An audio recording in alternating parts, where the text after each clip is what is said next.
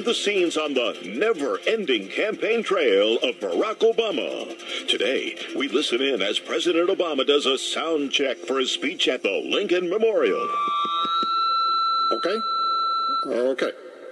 50 years ago today, Martin Luther King stood here and delivered his I Have a Dream speech after marching on Washington for civil rights and jobs for African Americans.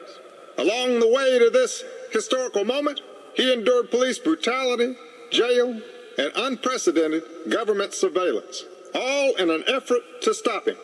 50 years later, African Americans now have historically high unemployment and poverty, and Washington still doesn't care about your rights as it conducts unprecedented government surveillance into everyone's life. Yes, Martin had it tough, but I have it even tougher. I'm President of the United States, and I can't fix any of these problems because of one man, one obstacle, Rush Limbaugh. So how was that? Yeah. What? Pretty good. Hey, look at this clip. Cool, huh? Hey, when does Billy Ray's daughter turn 21? Join us next time when we take you behind the scenes on the never-ending campaign trail of Barack Obama. The views expressed by the host of this program documented to be almost always right 99.7% of the time. Great to have you here, folks. It's the fastest 3 hours in media. You go by lickety-split. Telephone number if you want to be on the program, 800-282-2882. And the email address, lrushmo@eibnet.com. You know, the global warming crowd is back. What was it, the UN, the IPP, UPP, WEPP, whatever the group is, the climate science group. 95% certainty now that the undeniable global warming is undeniably caused by human beings. That was last week. It is a hoax. All of that, I mean, I don't know how else to say it. All of that is just, it's just wrong. And these people know it's wrong. The factual data contradicts virtually every claim they make. And yet, I have to tell you, as I mentioned before, I read high-tech blogs, and the high-tech bloggers, some of them think they're scientists. And there are a couple of these blogs, whenever there's global warming news, they report it as though it's gospel. These young kids, they're 24 to 30 years old, and they buy into it totally. They totally buy into it. Can't wait to be able to afford a Tesla, an electric car. They can't wait to have their own windmill in the backyard. They believe that oil and man is causing global warming. They don't even question it. And they're not even aware.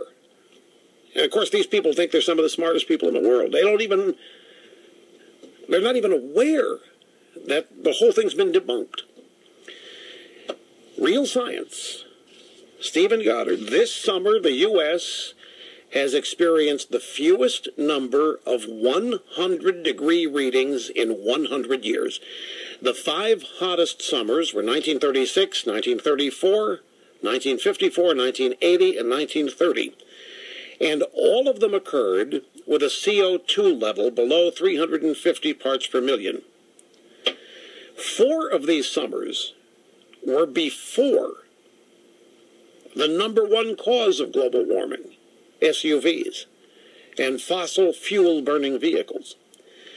Now, Al Gore made a big deal earlier, a couple of weeks ago, with the fact that CO2 levels have now gone past 400 parts per million this year, indicating that heat waves and carbon dioxide have nothing to do with each other.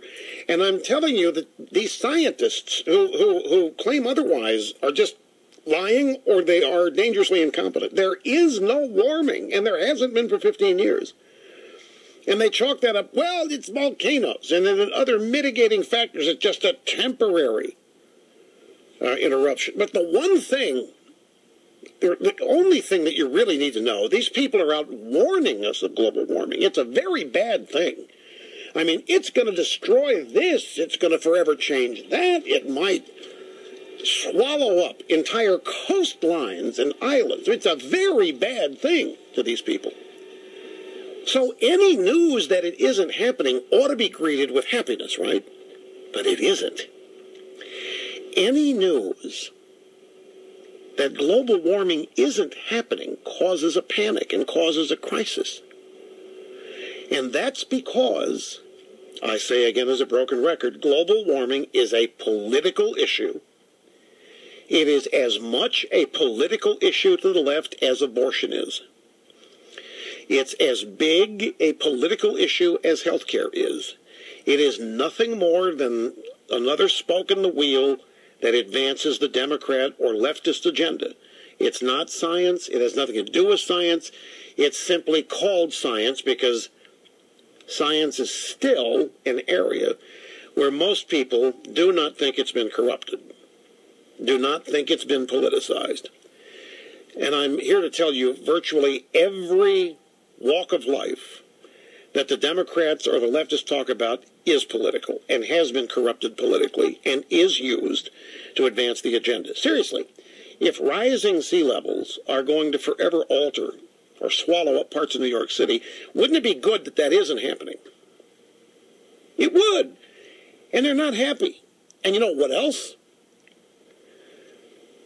They have been suggesting various ways to stop this warming. Why not take credit for it? If 15 years and no warming has taken place, why don't they say it's because of them and their efforts that they have succeeded in having governments implement all around the world? It's working, and we just need to do more of this. They don't even do that. All they do is get their backs up and start lying even more. I mean, it's to me, that's the single biggest piece of evidence to refute them that there is.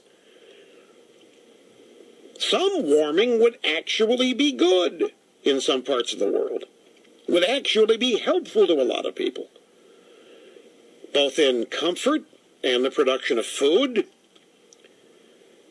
No, it's all bad. It's calamitous, in fact. And so, why not be happy? And why not take the credit? Well, the answer is the political agenda depends on people believing they are responsible for it. The political agenda depends on the left being able to convince you that you are causing it, thereby giving them control over your life to supposedly stop this disaster from happening, which is all this is about, is a way to get you to agreeably give up your liberty. And that's what's being interrupted. The fact is that they need warming for the rest of their claims to be believed. And when it isn't warming, they've got a problem. That's how they come up with these really outrageous lies.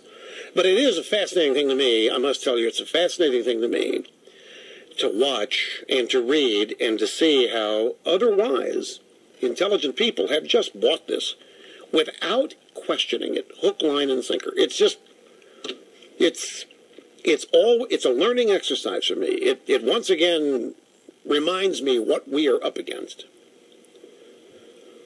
It's just, and it's frustrating at the same time, because if they can be made, otherwise smart people can be so easily sucked in to believe something like this, what else can they be made to believe? And we already know. Republicans are, conservatives are, racist, sexist, bigot, homophobe. No question about it. In fact, the Republicans run Congress. That alone is justification for ignoring them when it comes to going to war. When it comes to using maybe even a one-day nuclear strike on Syria. We don't have to go through Congress. The Republicans run it. Everybody hates them. We don't have to pay attention to them. They don't even support us. So why should we go through them? Meaning, we're not about opposition. I mean, any opposition to us is illegitimate. We're not going to even acknowledge it.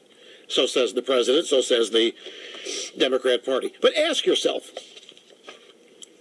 we are now August 28th, and this story is absolutely true. How many overwhelmingly, abnormally hot days have captivated the media this summer in their reporting. I don't remember, frankly, any. I don't remember a couple days in a row of the media talking about unusually warm days here or there, which means, obviously, that global warming is happening, because there haven't been any of these outrageously hot 100-degree-plus days. The evidence keeps mounting that the pro-global warming people are nothing but a bunch of political hacks.